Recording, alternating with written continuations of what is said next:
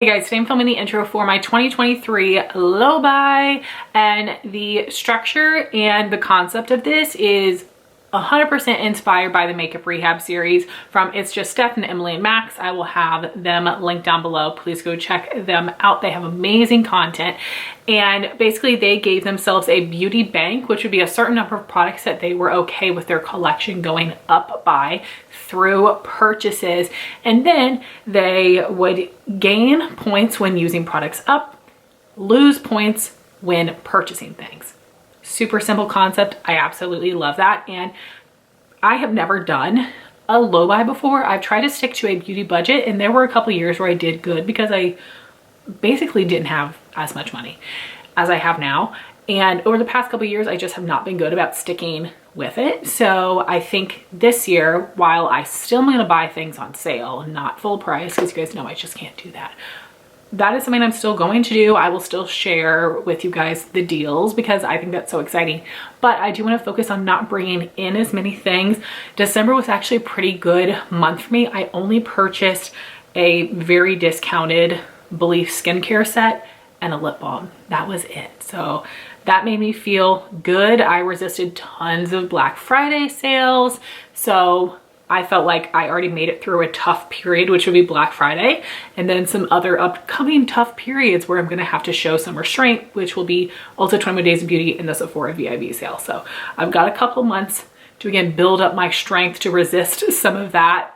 But all that being said, I'm really wanting to bring in a little bit less this year. So for me, I am probably giving myself a larger beauty bank number than I need, but I'm wanting to be a little bit on the safe side, and I don't think that I'm going to be tempted to spend to my absolute max just because I've got some leftover. I don't think I'm going to be tempted there. So I'm going to give myself a beauty bank of 36. So if I don't use anything up, that means that I could get maybe 3 things a month. I'm sure there are going to be some months where I get less things, some months like when they have that also Sephora sale where I'm likely going to get more, but I'm not going to make an exception for those sales. That's still going to come out of my beauty bank. And another reason why I'm leaving the number at 36 instead of something lower is because I don't think I'm going to use up as many things this year as last year. Last year I finished 100 products. So if it was the same this year, that means I could technically bring in 136 new things. First off, I don't want to bring in that many. Second off, I'm not going to be able to.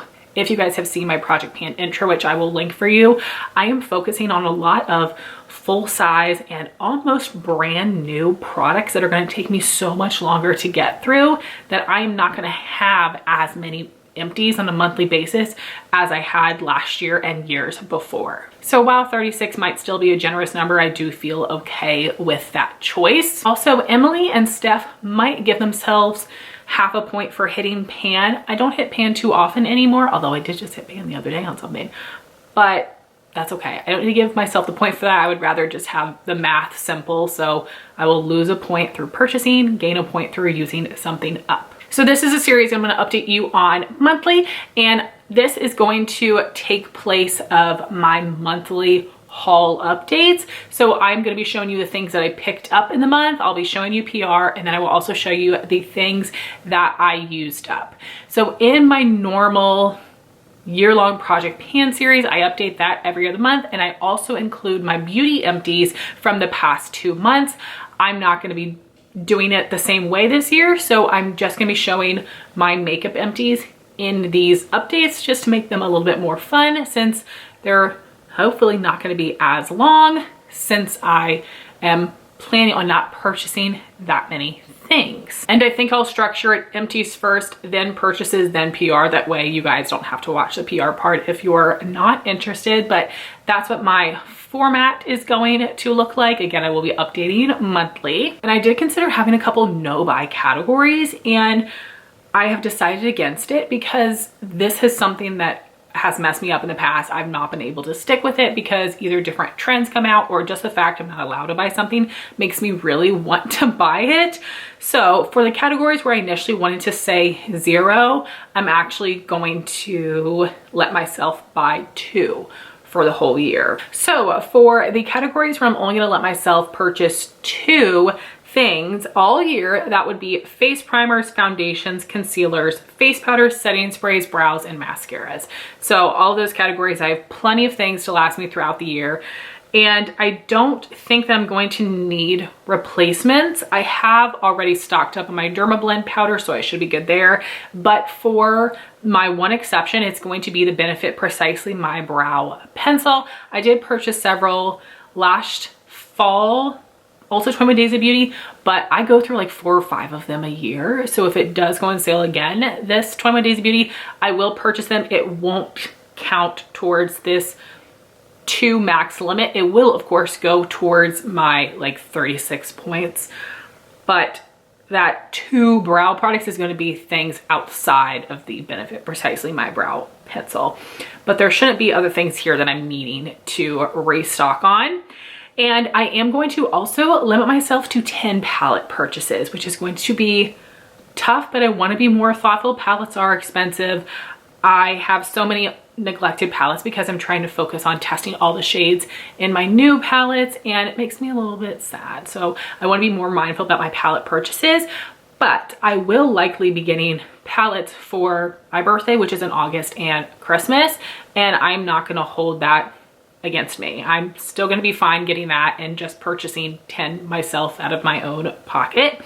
And I think that I'd be okay getting, you know, primers, foundations, concealers, those other things for birthday or Christmas as well. I most likely won't. I tend to like pick out palettes, but we'll see. I think would be open to making a little bit of an exception if I was getting them for free with Ulta points. I just cashed in my Ulta points in December. I will have that haul linked for you, but it's going to be a while before I get enough points to cash in again. So it's not something that I'll have to think about for a while, but it's something that we can discuss later on. So what's crazy is I already have a wish list going of a low buy wish list would be the products I'm wanting in the categories where I'm only allowing myself to have 2. And then I also have just like an additional wish list that I'm going to keep going here. I think I'll just go ahead and share my current wish list with you since we have a little bit of time, and I would love to hear your thoughts. I'm going to be reaching out to you guys to help me be a little bit more critical about purchases. I'm going to want to make sure I'm like able to swatch things, looking at a lot of reviews. But for my low buy wish list, Huda Beauty Glowish Primer, the NARS Soft Matte Pressed Powder, and the Caliray setting spray. I don't know why I'm so interested in Caliray, and the Milani tubing mascara because it looks like it's going to be a dupe for the Thrive, which I really enjoyed. And then for my other wishlist products, the Flower Beauty Liquid Contour Wand. I thought about adding liquid and cream cheek products to the like 2 max category section, but I was a little bit too scared, just anticipating things that might launch. So I'll try to keep that in check too, but I don't quite want to put that like strong limit on myself, but I am interested in purchasing that. The McGrath pressed highlighter in Lunar Allure. Lauren My Beauty really loves this, and I have tried her pressed highlighter formula in some of her palettes and it's really good. The Oden's Eye Single Shadows I think looks amazing, and I would love to build a custom palette for myself. My birthday, maybe our anniversary, something like that. That is the item that I will pick. Natasha Denona, my dream palette. I thought I had talked myself out of it, but the more that I look at it, I feel like I would actually get a lot of use out of that, minus the matte black shade. Tower 28 multi-liners were exclusively on their website and Credo Beauty, but now they're going to be available at Sephora, so I might want to get some of those. I just love trying the different Tower 28 products. Then a couple things from Buxom. They have their Plump Shot, which is their lip plumping serum product I absolutely love, and they just released it in some more colorful shades. They're calling them sheer tints, and I want to see them in person to see which color I want, but I definitely want to get that. And then Buxom has a new limited edition collection called High Spirits, and there is a plumping lip cream in there called Negroni. I am a sucker for their limited edition lip cream, so I do think I'll want to get that. Again, I want to see it in person and swatch it just to be sure. Those are the things that are on my wish list for now, so I would love to hear your thoughts.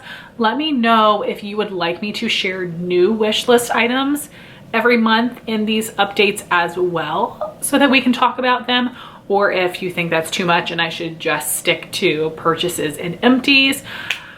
I'm really looking forward to this series and just doing a low buy in general. I think it's gonna be a good challenge for myself, and my friend Jean is doing it as well. So we've already been able to check each other and keep each other accountable, which is just great to have an accountability partner. And my friend Lauren is thinking about working on a bit of a low buy as well, so that will be wonderful. I know a lot of people on YouTube are thinking the same about bringing in less products, so I definitely think that will be helpful. I will always like trying new things, which is why I can never do a no buy, but I feel like I am setting some realistic yet still challenging guidelines for myself. So I would love to hear your thoughts on all of the many random things I said. I literally have like restarted this video so many times. I'm gonna try to add it all together to make a little bit more sense.